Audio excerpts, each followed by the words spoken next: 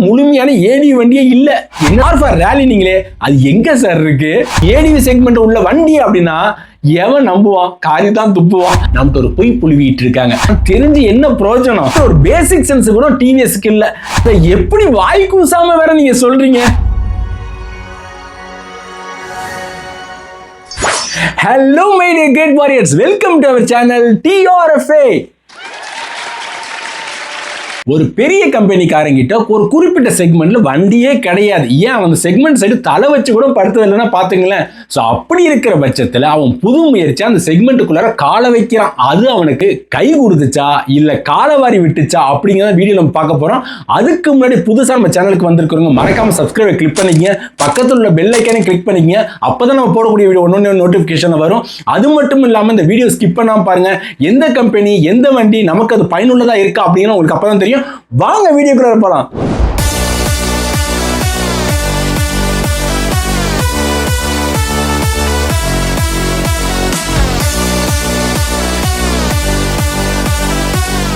My dear great warriors, ஒருத்தவன் புதுசா salon கடை திறக்கிறான். ஆனா அவனுக்கு சிறைக்கவே தெரியாது. அவன் என்ன பண்ணும், சிறைக்கிறது எப்படின்னு தெரிஞ்சுக்கிட்டு நல்லா கத்துக்கிட்டு திறந்தா ஓகே. அதை விடுத்துட்டு அவன் இப்படி அப்படின்னு ஆட்டினாலே சிறைச்சிடலாம் நினைச்சானா அவனுக்கு நிச்சயமா ரத்தக்காவு தான் வாங்கும்.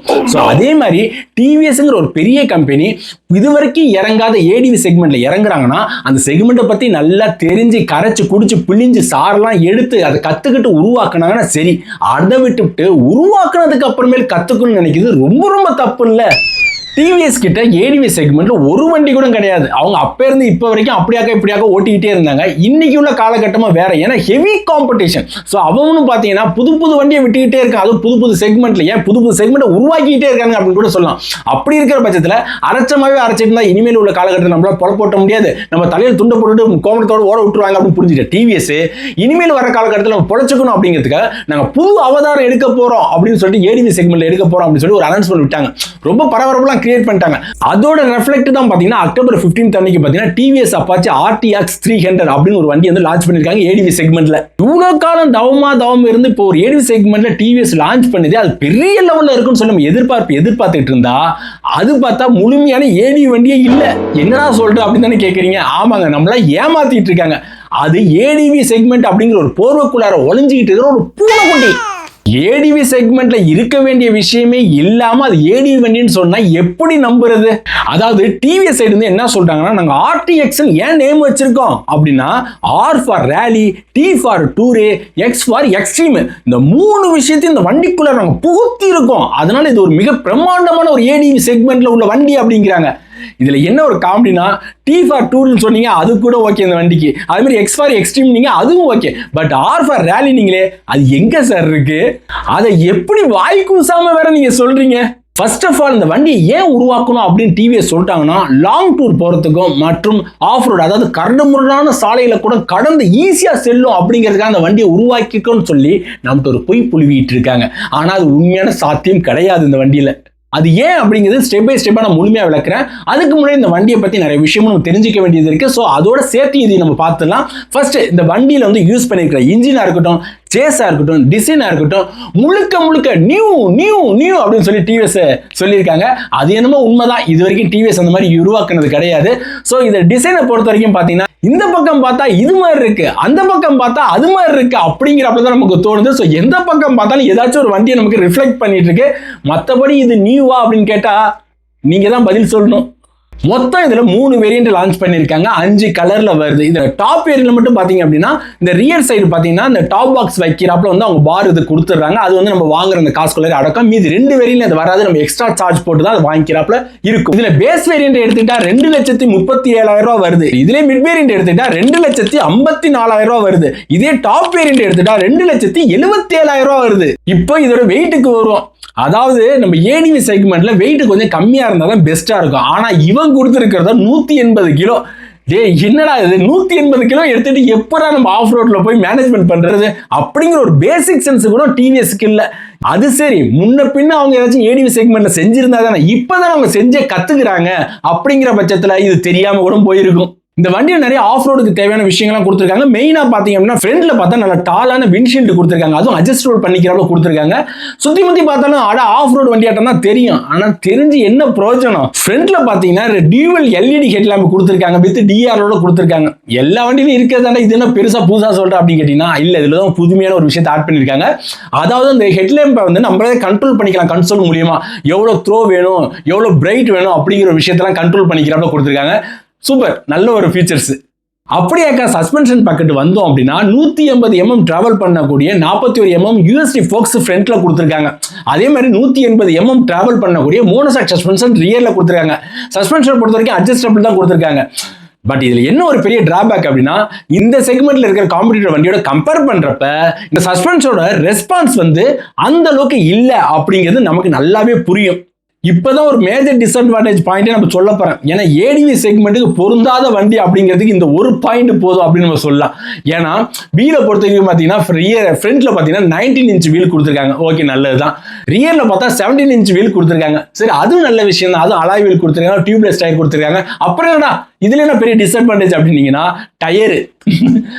ஏடிவி செக்மெண்ட் கொடுக்க வேண்டிய டயரடா அதை கொடுத்து வச்சிருக்கீங்க. எப்படி அதை யோசிச்சு கொடுத்துருக்கீங்கன்னு எனக்கு புரியல. இது ஒரு சிம்பிளா ஒரு வண்டியை, அதாவது சிம்பிளா வண்டியை பத்தி பேசிக் நாலேஜ் இருக்கிறவங்க கூட கண்டுபிடிச்சிருவோம். அந்த மாதிரி ஒரு டயரை கொடுத்துருக்கீங்க. நிச்சயமா இது ஆஃப் ரோட்ல அந்த கிரிப்பே இருக்காது.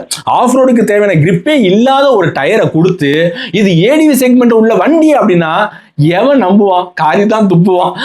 இது வந்து டூரர் வண்டி அப்படிங்கிறாங்க. Notice point my great warriors என்ன சொல்லியிருக்காங்க? டூரர் வண்டிங்கிறாங்க. டூரர் வண்டினா டேங்க் கெப்பாசிட்டி ஒரு 15 லிட்டர் ஆச்சும் அட்லீஸ்ட் கொடுத்துருக்கணும். ஆனால் இவங்க கொடுத்துருக்கிறது 12.5 லிட்டர். போதும்டா, இது என்ன பெரிய விஷயம் அப்படிங்கிறீங்களா? இல்லைங்க, இவங்க மைலேஜ் பார்த்தீங்கன்னா 28 தான் கொடுக்குது. அப்படிங்கிற பட்சத்தில் கொஞ்சம் டேங்கை பெருசாக கொடுத்தா தான் நம்ம லாங் ரைட் போகிறதுக்கு சௌரியமாக இருக்கும்.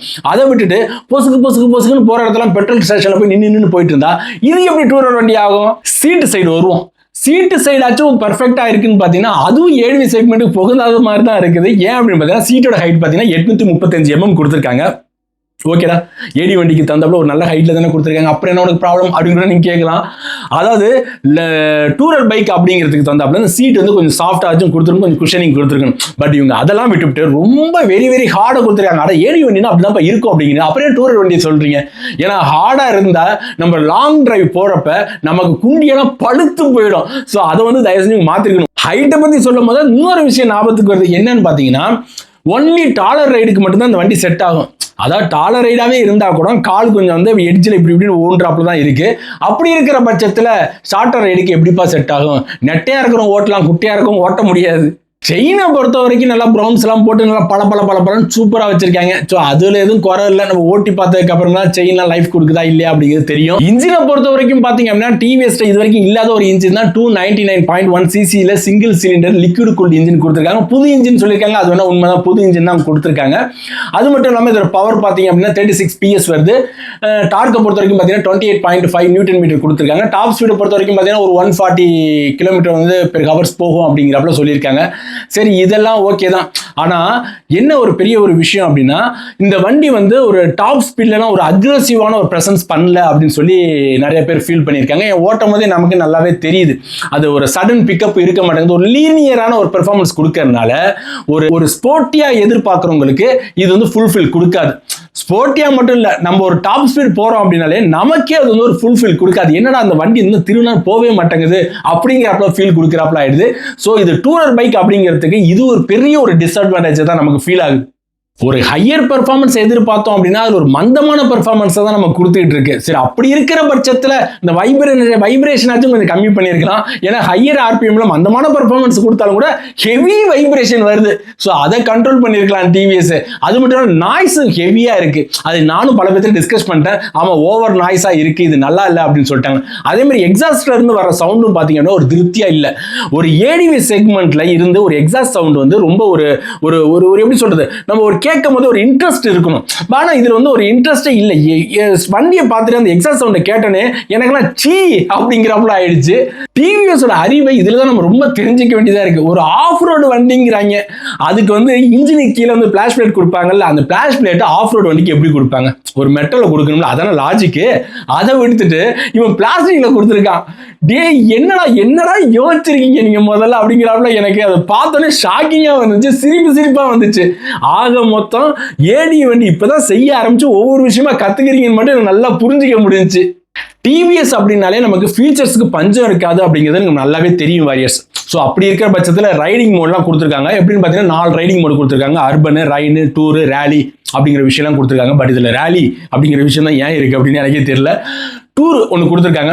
பட் டூர் அப்படிங்கும் போது அது த்ராட்டில் திருவணும் அப்படின்னா அது வந்து நம்ம கண்ட்ரோல் இல்லாத மாதிரி ஒரு ஃபீல் கொடுக்குது. சட்டு ஒரு இழுக்கிறாப்புல ஒரு ஃபீல் ஆகுது.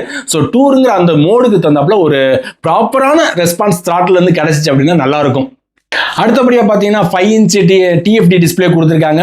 அது மட்டும் இல்லாமல் ப்ளூடூத் கனெக்டிவிட்டி இப்போ இருக்குது. 10x10 நேவிகேஷன்ஸ் இருக்குது. இன்னும் அதான் டிவிஎஸ்னால ஃபீச்சர்ஸ் நிறைச்சு கொடுத்துருப்பாங்களே. ஸோ அந்த வகையில் பார்த்தீங்கன்னா க்ரூசியர் கண்ட்ரோல் கொடுத்துருக்காங்க, ட்ராக்ஷன் கண்ட்ரோல் கொடுத்துருக்காங்க, சுவிட்சபிள் ஏபிஎஸ் கொடுத்துருக்காங்க, குயிக் ஷிஃப்டர் கொடுத்துருக்காங்க. டாப் வேரியண்ட்ல பாத்தீங்க அப்படின்னா அந்த டிவிஎஸ் எக்ஸ்மார்ட் அந்த இதை வந்து கனெக்ட் பண்ணிட்டோம் அப்படின்னா மேப்பை வந்து நம்ம மிரரிங் பண்ணிக்கலாம். ஸோ அந்த மாதிரி ஆப்ஷன்ஸ் எல்லாம் இருக்கு. ஸோ அப்புறம் லப் நிறைய விஷயம் அதான் ஃபீச்சர்ஸை பொறுத்த வரைக்கும் அடிக்கிட்டே போகலாம். ஏன்னா டிவிஎஸ் வந்து ஃபீச்சர்ஸ் வந்து பஞ்சமே வைக்க மாட்டாங்க. அதில் நிச்சயமா வந்து சிறப்பாக தான் விளங்குவாங்க. ஆனால் அது எவ்வளோ காலத்துக்கு ஒர்க் ஆகுது அப்படிங்கிற ஒரு விஷயம் இருக்கு. ஸோ அதை தெரிஞ்சுக்கணும்ல. அப்புறம் அந்த வண்டியை பற்றி வேற என்ன சொல்றது, விலையை பொறுத்த வரைக்கும் காம்படிட்டரை கம்பேர் பண்றப்ப இது ஒரு பெஸ்ட்டான ஒரு விலையா தான் இருக்கு. ஸோ அது நம்ம எதுவும் குறை சொல்ல முடியாது. ஓவரால் அந்த வண்டியை பற்றி மறுபடியும் நான் சொல்லணும் அப்படின்னா டிஸ்அட்வான்டேஜ்னு பார்த்தீங்க அப்படின்னா மெயினானது டயர் சுத்த வேஸ்ட், அடுத்த சீட்டு சரியில்லை, அடுத்தது டேங்க் ரொம்ப சின்னதாக கொடுத்துருக்காங்க, அடுத்த இன்ஜின் ரெஸ்பான்ஸ் அதாவது ஹை பெர்ஃபார்மன்ஸ் வந்து சரியில்லாமல் இருக்கு, ஓவர் வெயிட்டாக இருக்கு, வைப்ரேஷன் ஹெவியாக இருக்கு. ஸோ இந்த மாதிரி விஷயத்தெல்லாம் நீங்கள் மாற்றிக்கிட்டீங்க அப்படின்னா நிச்சயமா ஏடிவிஎஸ் செக்மெண்ட்ல நீங்கள் மகுடம் சூட்டலாம் அப்படின்னு டிவிஎஸ்க்கு நான் ஒரு வாழ்த்துக்களை தெரிவிச்சுக்கிறேன். Okay my dear great warriors, உங்களுக்கு இந்த வீடியோ ரொம்ப பிடிச்சிருக்கும்னு நினைக்கிறேன், ரொம்ப யூஸ்ஃபுல்லாகவும் இருக்கும்னு நினைக்கிறேன். நம்ம டிவிஎஸ்க்கு ஒரு அப்ரிஷியேட் பண்ணிடுவோம். ஏன்னா ஒரு புதுமையான ஒரு செக்மெண்ட்டுக்கு வந்திருக்காங்க நிச்சயமா. ஸோ நம்ம குறை சொல்றதை காட்டிலும் அவங்களுக்கு மீண்டும் ஒரு முறை அப்ரிஷியேட் கொடுத்துக்கிறது தப்பே கிடையாது. உங்களுக்கு இந்த வண்டி எப்படி இருக்கு, என்ன மாதிரி இருக்கு, நான் சொன்ன விஷயங்கள் ஏதாச்சும் மாறுதல் பண்ணிக்கணுமா அப்படிங்கிறத தயவு செஞ்சு நீங்க கமெண்ட்ல தெரியப்படுத்துங்க. அதுக்கு முன்னாடி மறக்காம நம்ம வீடியோக்கு எப்பொழுதும் போல லைக், ஷேர், கமெண்ட் எல்லாமே கொடுத்துருங்க. மறக்காம புதுசா வந்தவங்க சப்ஸ்கிரைப் பட்டன்ல கிளிக் பண்ணிருங்க அப்படின்னு சொல்லிட்டு உங்கள்கிட்ட தாழ்மையுடன் கேட்டுக்கொள்கிறேன். Okay my dear great warriors, உங்களுக்கு இந்த வீடியோ ரொம்ப இன்ட்ரெஸ்டிங்கா இருக்கும்னு நினைக்கிறேன். இதே மாதிரி நெக்ஸ்ட் வீடியோக்கு எந்த மாதிரி வண்டியை போடலாம் அப்படிங்கிற ஒரு சஜஷனை கமெண்ட் லிஸ்ட்ல கொடுங்க. நிச்சயமா அந்த வண்டியை நம்ம பிரிச்சு மேஞ்சிடலாம். சேஃபா ரைட் பண்ணுங்க, குடும்ப முக்கியம் பிக்கல. அதுவரை உங்களிடம் இந்த விடைபெறுவது உங்கள் TRFA. பாய் பாய்.